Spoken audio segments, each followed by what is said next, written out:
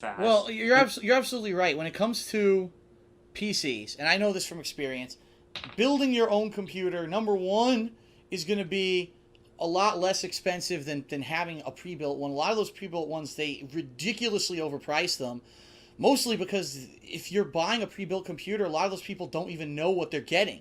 You know, I went to the store. The guy told me this is a good computer, so I'll just buy it. They don't know if they're actually getting value out of what they're paying for that computer. Um, for some people, they do it for ease of use. You know, for someone who's not so tech savvy, maybe it makes sense to go to the store and buy a pre-built computer. But for someone who's going to be tech savvy, or if you're someone who likes to learn, it's actually not that hard to build your own computers. And I'm speaking from experience because I've done so in the past. There was actually a good chunk of maybe 4 or 5 years where my hobby was building PCs, and at one point I had two custom built gaming rigs at my parents' house that were LANed together. One was like across the hallway from the other, and my friends would come over and we played things like Unreal Tournament over the internet, you know, from two different rooms.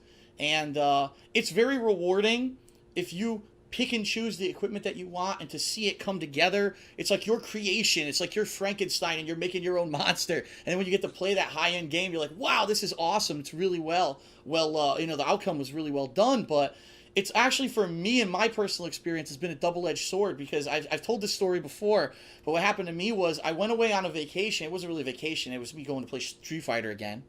But that's neither here nor there. And I left. Those two gaming PCs were at my parents' house.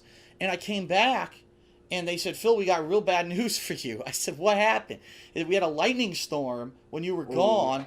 A lightning bolt hit the telephone pole next to the house, and even everything that was plugged into surge protectors was destroyed.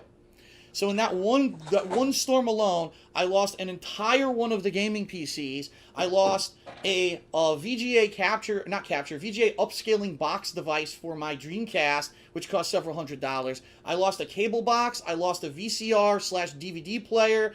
I probably lost, all in all, when you add up the value of all the electronics, probably about $4,000 worth of electronics were destroyed because of this lightning bolt.